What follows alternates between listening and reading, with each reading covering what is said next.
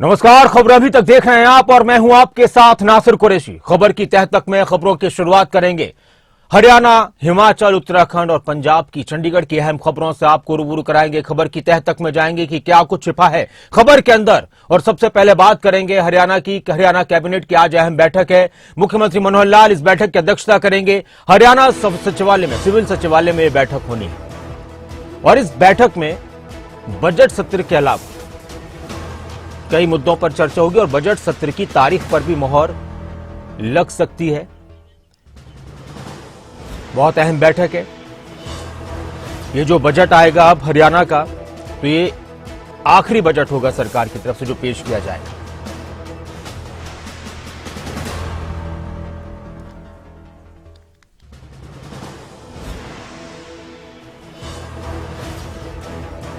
तो आज मुख्यमंत्री मनोहर लाल की अध्यक्षता में मंत्रिमंडल की हरियाणा कैबिनेट की अहम बैठक होने वाली है।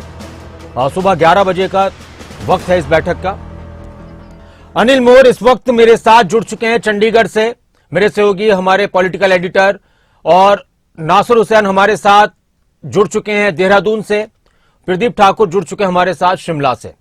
हम सबसे बात करेंगे एक एक कर। लेकिन अनिल, सबसे पहले हरियाणा कैबिनेट की जो बैठक होनी है आज, कितनी अहम बैठक है ये और क्या कुछ वो फैसले हैं जो आज लिए जा सकते हैं, बड़े फैसले?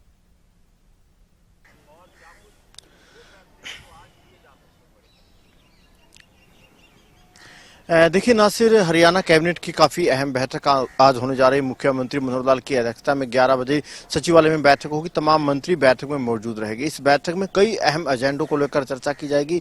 हरियाणा विधानसभा का बजट सत्र आने वाला है। बजट सत्र की तारीखें क्या रहेगी, उन तारीखों पर आज कैबिनेट की मुहर लगेगी। जो जानकारी मिल रही है कि हरियाणा विधानसभा का बजट सत्र 15 फरवरी के आसपास शुरू हो सकता है, यानी मध्य फरवरी में हरियाणा विधानसभा का बजट सत्र शुरू होगा।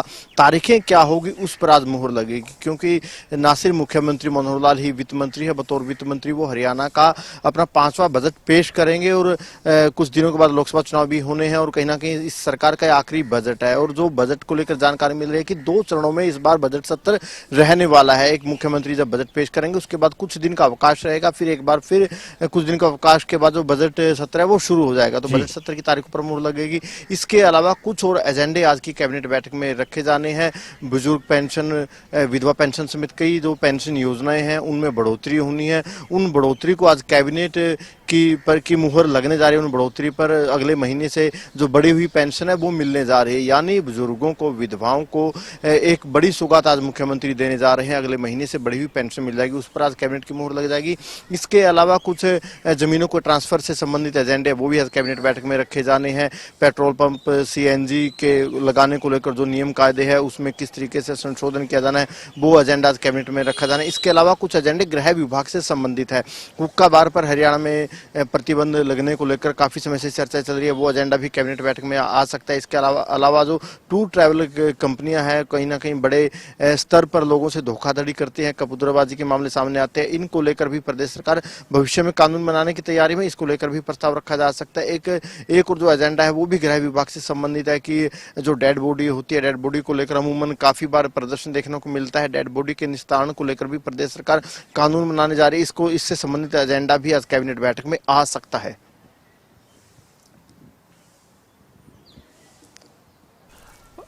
बिल्कुल अनिल, मैं आपसे और भी बात करूंगा और अगली खबर पर भी हम बात करेंगे कि इस साल राज्यसभा की भी कई सीटें, उस पर भी हम बात करेंगे। हरियाणा के इलेक्शन की बात हो रही है लगातार। लोकसभा का इलेक्शन और हरियाणा में फिर विधानसभा का इलेक्शन इसी साल होना है।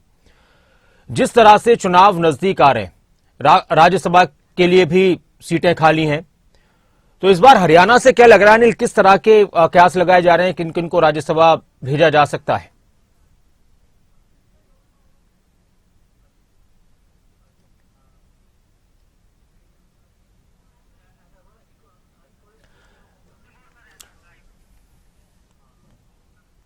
नामांकन है, 16 तारीख को नामांकन की जांच होगी, 20 तारीख को नामांकन वापस लिए जा सकते हैं और 27 तारीख को राज्यसभा चुनाव होने। हरियाणा की एक सीट पर चुनाव होना है। हरियाणा में राज्यसभा सदस्य है डीपी वत्स, उनका कार्यकाल पूरा होने जा रहा है। उनकी जगह पर अब अगला कौन राज्यसभा सदस्य बनेगा, ये एक बड़ा सवाल खड़ा होता है, क्योंकि हरियाणा में कई बड़े नेता है जो कहीं ना कहीं राज्यसभा की जुगत में लगे हो सकते हैं। हालांकि कौन कौन बड़े चेहरे अभी सामने नहीं आए, क्योंकि कल ही नोटिफिकेशन 8 तारीख को होगा। चुनाव आयोग की तरफ से कल घोषणा कर दी गई। अब जो लॉबी मूविंग है हरियाणा में राज्यसभा चुनाव को लेकर वो शुरू हो जाएगी, क्योंकि डीपी वत्स की अगर बात करें, डीपी वत्स रिटायर्ड आर्मी में रहे हैं, जनरल रहे हैं, ब्राह्मण वो समुदाय से आते हैं। तो ऐसे में कहना कि जब भी नासिर किसी नेता को राज्यसभा में भेजा जाता है, लोकसभा में भेजा जाता है, तो जातिगत समीकरण काफी अहम हो जाते हैं। ऐसे में जब डीपी वत्स राज्यसभा से रिटायर होंगे, उनकी जगह कौन चेहरा होगा बीजेपी का, ये एक बड़ा सवाल खड़ा होता है। क्योंकि देखिए जो तकरीबन 56 सीटें जो राज्यसभा की खाली हो रही है, उसमें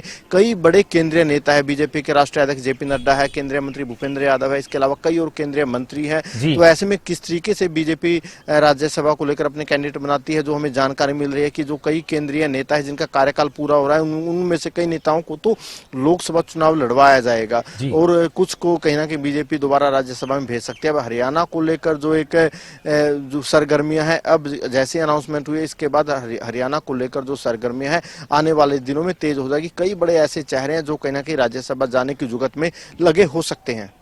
अनिल, आपसे और भी बात करेंगे, लेकिन उससे पहले एक खबर उत्तराखंड से भी आई है, एक बड़ी खबर। उत्तराखंड में यूसीसी, ये भी चुनाव के दौरान मुद्दा काफी गरमाया था और अब गरमाएगा। उत्तराखंड सरकार ने प्रदेश में समान नागरिकता संहिता लागू करने की तैयारी पूरी कर ली है और उम्मीद ये की जा रही है कि इस विधानसभा सत्र में बजट के साथ साथ यूसीसी को भी पेश किया जा सकता है। अब मुख्यमंत्री ने साफ कर दिया है कि वो आगामी बजट सत्र के दौरान यूनिफॉर्म सिविल कोड के मसौदे को विधानसभा में पेश कर कानून को प्रदेश में लागू कर देंगे। नासिर हुसैन देहरादून से हमारे संवाददाता जुड़ चुके हैं। नासिर, यूनिफॉर्म सिविल कोड लागू करने वाला उत्तराखंड पहला राज्य बनेगा। बार बार उत्तराखंड सरकार की तरफ से कहा जाता रहा, कितनी प्रक्रिया पूरी हो चुकी है और कब तक इस पर मोहर लग जाएगी? देखिए नासिर, 15 दिन सिविल कोड का, उससे बार बार ये कहा जा रहा था विपक्ष की तरफ है, इसको लेकर के सिर्फ सरकार कर रही है, यूनिफॉर्म सिविल कोड लागू नहीं किया जाएगा। अब मुख्यमंत्री ने साफ कर दिया है कि 2 तारीख को जो ड्राफ्ट कमेटी है वो अपना ड्राफ्ट सौंप देगी सरकार को और उसके बाद, क्योंकि 5 तारीख से विधानसभा का सत्र उत्तराखंड में शुरू होने जा रहा है, इस विधानसभा के सत्र में यूनिफॉर्म सिविल कोड को रखा जाएगा। ये साफ कर दिया है मुख्यमंत्री ने। मुख्यमंत्री ने कहा है कि कुछ दिनों पहले ही ड्राफ्ट कमेटी मुख्यमंत्री को ये ड्राफ्ट सौंपने वाली थी, लेकिन कुछ तकनीकी कारणों के कारण नहीं सौंप पाई, जिसके बाद 15 दिन तक कार्यकाल बढ़ाया गया था और अब समय तय कर दिया गया है कि 2 तारीख को जो ड्राफ्ट कमेटी है वो ड्राफ्ट मुख्यमंत्री या सरकार को सौंप देगी। उसके बाद 5 तारीख को जो विधानसभा का सत्र होने वाला है उसमें इस ड्राफ्ट को रखा जाएगा। उसके बाद उसमें चर्चा होगी और चर्चा के बाद उम्मीद यह है कि जो यूनिफॉर्म सिविल कोड है वो कहीं ना कहीं राज्य में लागू होने की प्रक्रिया में एक कदम आगे बढ़ेगा और जल्द ही उसको लागू करेगी सरकार। यानी जो भी कार्रवाई होगी उसमें आगे सरकार करेगी। फिलहाल ये तय हो गया है तो 2 तारीख को ड्राफ्ट सरकार को मिल जाएगा। उसके बाद 5 तारीख को ना सिर्फ उसको विधानसभा में रखा जाएगा, उसके बाद उस पर चर्चा होगी, क्योंकि लगातार विपक्ष इस बात को कहता रहा है कि उनको जो ड्राफ्ट की प्रति है उनको नहीं मिली है, ड्राफ्ट में क्या है और किस तरीके की चीजें हैं ये विपक्ष को पता होनी चाहिए। उम्मीद यह है कि जब विधानसभा के पटल पर रखा जाएगा उसके बाद विपक्ष को भी इसकी कॉपी दी जाएगी, उस पर चर्चा की जाएगी। किस तरह की चीजें ड्राफ्ट में ये तो उसी दिन पता चल पाएगा, लेकिन फिलहाल अब समय तय हो गया है कि अब इस 5 फरवरी से होने वाले विधानसभा सत्र में ड्राफ्ट आ जाएगा और उस पर चर्चा के बाद वो पारित होने की उम्मीद है। शुक्रिया नासिर, इस पर पूरी जानकारी देने के लिए और आपसे वक्त वक्त पर अपडेट लेते रहेंगे। और अब लोकसभा चुनाव की अगर बात करें तो सभी पार्टियां चुनाव के मैदान में पुरजोर तरीके से उतर चुकी हैं, तैयारी तेज कर दी है। लोकसभा चुनाव को लेकर हरियाणा बीजेपी काफी एक्टिव है। लोकसभा चुनाव के लिए कार्यालयों का शुभारंभ आज से होने वाला है हर लोकसभा क्षेत्र में। मुख्यमंत्री मनोहर लाल अंबाला से इसकी शुरुआत करेंगे। ज्यादा जानकारी के लिए अनिल मोर मेरे साथ जुड़े हुए हैं, हमारे पॉलिटिकल एडिटर। अनिल, क्या कुछ खास बात है? लोकसभा के चुनाव के लिए चुनावी कार्यालयों का उद्घाटन करना यह हमेशा से होता है, तो इस बार किस तरह से इसमें कुछ खासियत है, कुछ विशेषता है और कितना प्रभाव आने वाले वक्त में एक ऐसे मौके पर जब बीजेपी का यह दावा हो कि हर एक सीट पर हम ही जीतेंगे?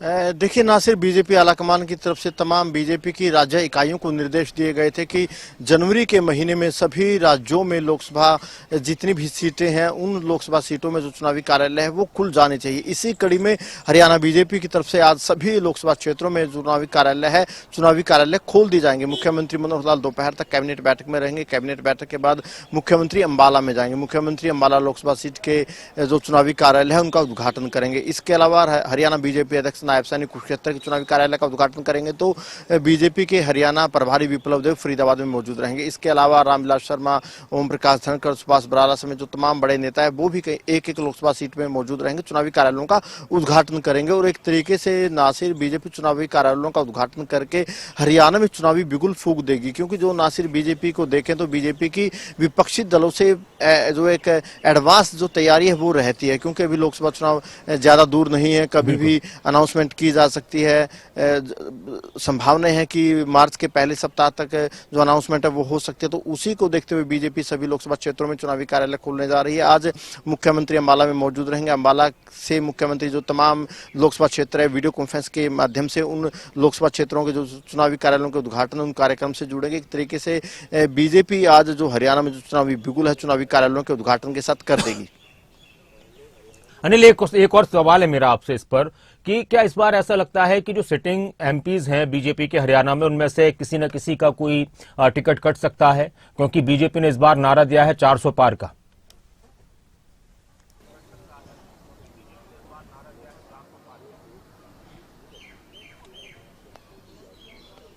देखिए, ना सिर्फ क्योंकि जो बीजेपी जिस तरीके से चुनावी तैयारियों में लगी हुई है, जो हमें जानकारी मिल रही है, जो दिल्ली में हमारे सूत्र है उनकी तरफ से बताया गया है कि एक सप्ताह के अंदर अंदर कभी भी बीजेपी की तरफ से पहली लिस्ट जारी कर दी जाएगी। हरियाणा की अगर संभावना देखें, क्योंकि 10 की 10 सीटों पर बीजेपी के सांसद है, सबसे पहले तो यही सवाल खड़ा होता है बीजेपी के सामने कि क्या बीजेपी 10 की 10 सीटों पर अकेले लड़ेगी या गठबंधन में लड़ेगी। क्योंकि बीजेपी जेजेपी की संयुक्त सरकार है, तो सबसे पहले बीजेपी को फैसला करना होगा कि 10 की 10 सीट पर बीजेपी लड़ेगी या सहयोगी को दी जाएगी। हालांकि बीजेपी की तरफ से दावा किया जा रहा है कि 10 की 10 सीटें बीजेपी लड़ेगी और 10 की 10 सीटों पर बीजेपी के सांसद बनेंगे। अब चेहरों की बात कर लेते हैं। जिस तरीके से बीजेपी कहीं ना कहीं जो तमाम राज्यों को अगर देखें तो जिस तरीके की चर्चाएं हैं कि काफी जगहों पर नए चेहरे उतारे जा सकते हैं, कई राज्यसभा सदस्य हैं जिनको भी लोकसभा के चुनावी मैदान में उतारा जा सकता है। हरियाणा को लेकर भी ऐसी संभावना है कि कुछ नए चेहरे हो सकते हैं, कुछ बड़े दिग्गजों को बीजेपी हरियाणा में चुनावी मैदान में उतार सकती है। चलिए, बहुत शुक्रिया अनिल इस पूरी जानकारी के लिए, बातचीत के लिए। तो आने वाला चुनाव बहुत अहम चुनाव है और इस चुनाव को लेकर बहुत सारी बातें कही जा रही हैं। आप अंदाजा लगाइए, कांग्रेस के राष्ट्रीय अध्यक्ष मल्लिकार्जुन खड़गे ने एक बयान दिया कल और उस बयान पर काफी चर्चा हो रही है। हम भी बात करेंगे, चर्चा करेंगे अलग अलग पार्टी के नेताओं से कि यह चुनाव देश का आखिरी चुनाव है। आप अंदाजा लगाए कि किस तरह से इस चुनाव को लेकर बातें निकलकर सामने आ रही है।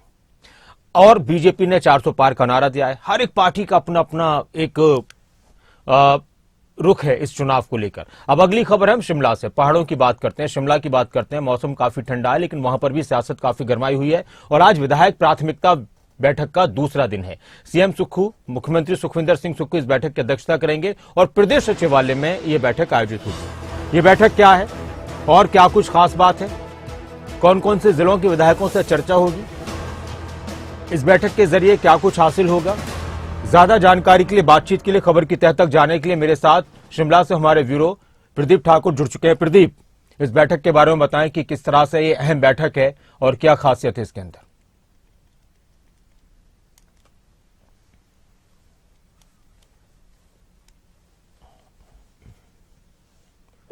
होती है और इसमें हर जिला के जो चाहे सत्ता पक्ष के हैं चाहे विपक्ष के विधायक हैं उनके साथ चर्चा की जाती है और उनसे प्राथमिकताएं ली जाती है कि बजट में क्या चीजें होनी चाहिए और बाकी जो वार्षिक योजनाकार बनाया गया है उसमें कौन सी उनके प्रमुख मुद्दे जाने चाहिए। तो उसमें खास तौर पर अगर बात की जाए तो जल शक्ति विभाग और लोक निर्माण विभाग की प्राथमिकताएं इसमें ली जाती है और इसमें विधायक अपने अपने क्षेत्र से सड़कों से जुड़ी योजनाएं दे सकते हैं या फिर जो सड़क बनी हुई है उसकी मैकेनिकल तारीफ करनी है उसका आप प्लान यहाँ पर दे सकते हैं या फिर इसके अलावा जल शक्ति विभाग की बात करें तो चाहे या तो सिंचाई की स्कीम दी जा सकती है या पेयजल योजना की स्कीम दी जा सकती है। तो इसमें प्राथमिकताओं को फिर मुख्यमंत्री बजट का प्रावधान करते हैं और कुछ ऐसा कुछ लगे बड़ी योजनाएं हैं तो उनको बजट में भी उसको सम्मिलित किया जा सकता है। तो इस तरह की प्राथमिकताएं होती हैं और उनका निर्धारण किया जाता है इस दौरान बैठकों में, और अधिकारी भी मौके पर रहते हैं तो पूरी डिटेल चर्चा इस दौरान की जाती है।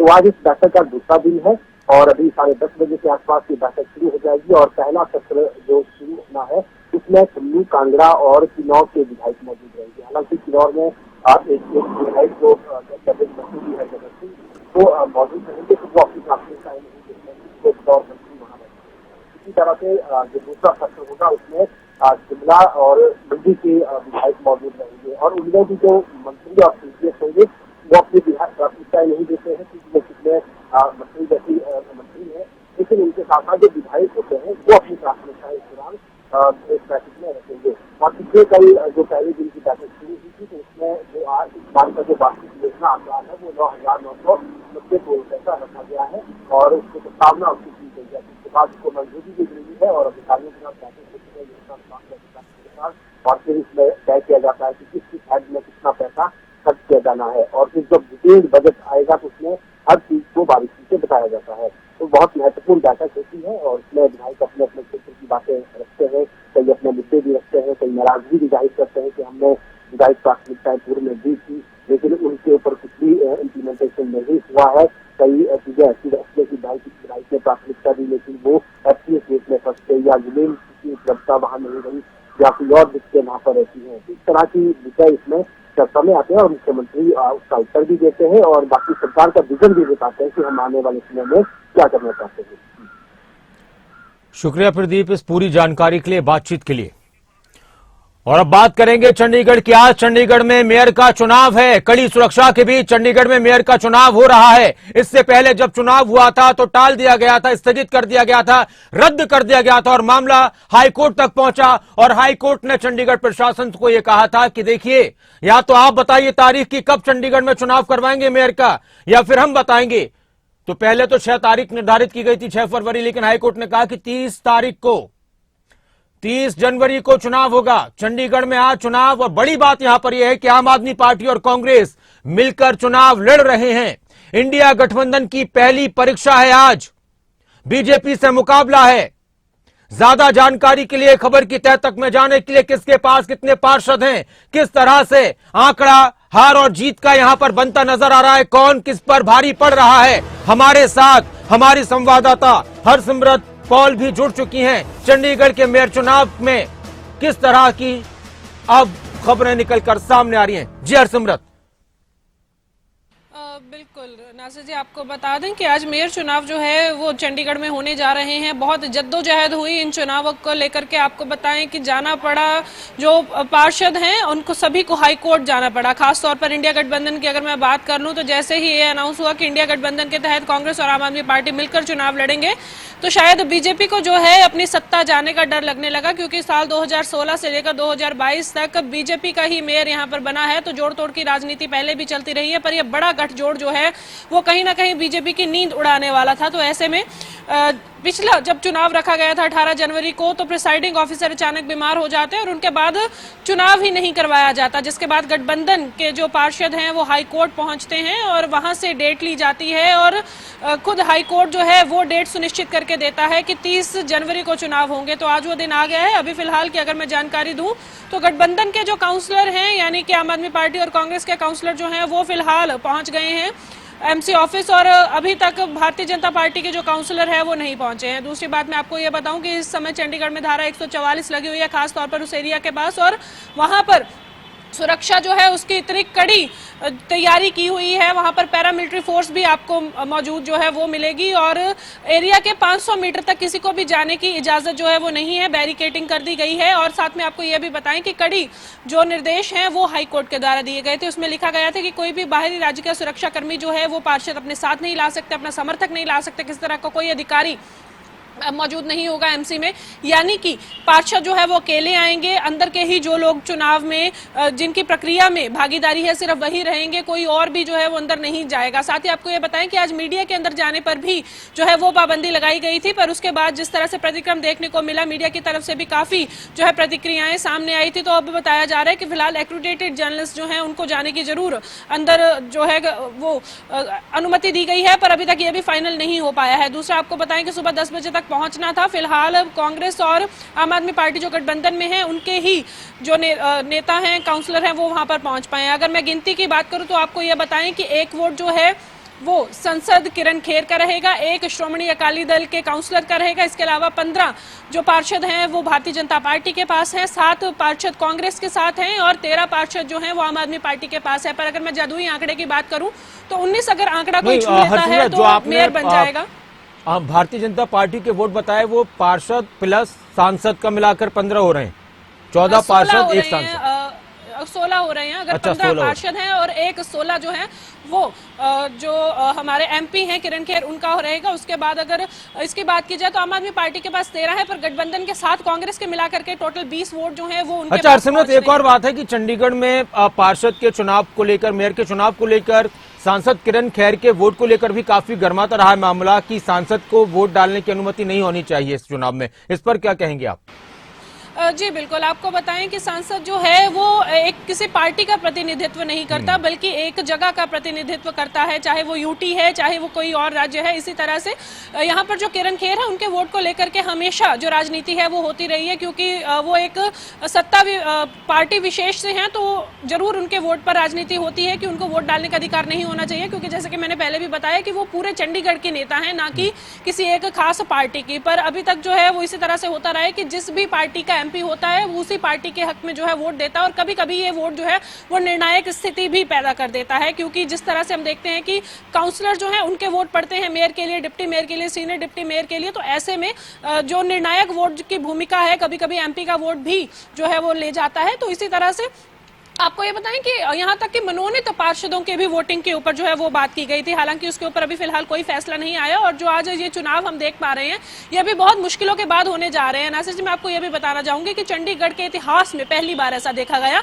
कि प्रिसाइडिंग ऑफिसर बीमार होने के कारण मेयर चुनाव नहीं हुआ। उसके अलावा मीडिया की एंट्री जो है वो बैन कर दी गई। इसके अलावा जो सुरक्षा कर्मी है उनको अंदर ना लेके दिया जाने हो, और इसके अलावा जो वीडियोग्राफी है वो जरूर हो रही है, क्योंकि हाईकोर्ट ने कहा था, पर उसकी कोई भी जो फुटेज है या सामने अभी क्या हो रहा है, लाइव क्या चल रहा है, उसके बारे में आपको कोई जानकारी नहीं दे पाएंगे। क्योंकि अंदर जो है वो वीडियोग्राफी बेशक हो रही है, पर उसकी जो खबर है वो बाहर नहीं आ पा रही है, क्योंकि बताया नहीं जा रहा, कोई भी ऐसा ऑफिसर या ऐसा कोई अधिकारी नहीं लगाया गया जो इसकी जानकारी जो है वो साझी कर सके। हाँ, जब चुनाव हो जाएंगे, रिजल्ट हो जाएगा, उसके बाद में जरूर एक अनाउंसमेंट जो है हो जाएगी। हालांकि हम बहुत सालों से चुनाव जो है कवर करते रहे हैं। आपको बताएं कि हमेशा उस गैलरी में हम लोग मौजूद होते हैं और वहां से लाइव जो है अपने दर्शकों को दिखाते हैं और वहां के ताजा हालात जो है उसके बारे में भी जानकारी देते रहते हैं। पर इस बार ऐसा नहीं होगा, क्योंकि इस बार मीडिया गैलरी में मीडिया को भी जाने की इजाजत नहीं दी गई है।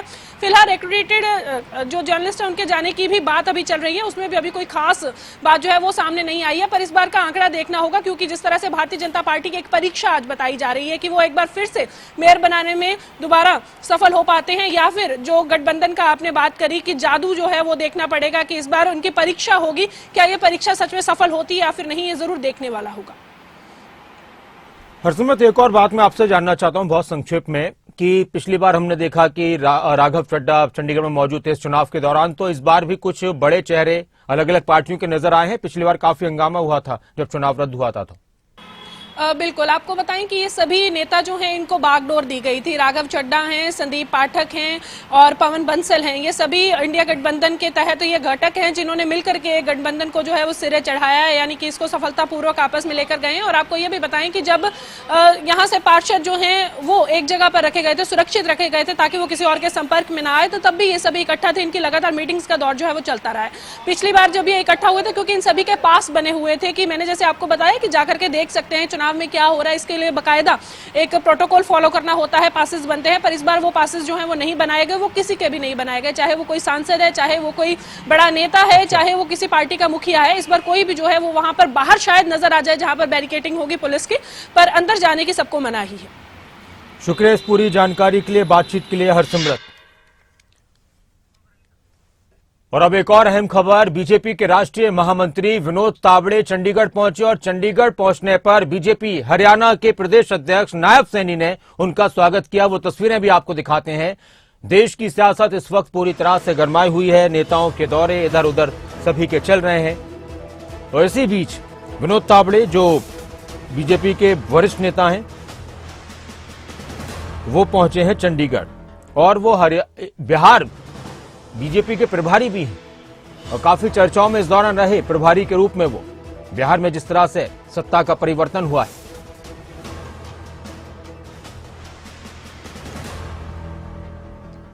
तो विनोद तावड़े के चंडीगढ़ पहुंचने पर नायब सैनी ने उनका स्वागत किया। और फिलहाल एक छोटे से ब्रेक के लिए रुकेंगे। ब्रेक के बाद फिर से खबरों की शुरुआत करेंगे। चंडीगढ़ चुनाव को लेकर क्या कुछ रिजल्ट आने वाला है और किस तरह से ये चुनाव चल रहा है, इस पर हमारी नजर बनी रहेगी। और इसके अलावा आज कई बड़ी खबरें, चाहे वो बैठकों के दौर की बात हो और एक और बड़ा बयान, उस पर भी हम लगातार बात करते रहेंगे कि मल्लिकार्जुन खड़गे ने जो बात कही कि ये देश का आखिरी चुनाव है, इस पर सियासत गरमाई हुई है, इस पर भी बात करेंगे। छोटे से ब्रेक के बाद लौटेंगे। खबरों का सिलसिला खबरों अभी तक पर जारी है।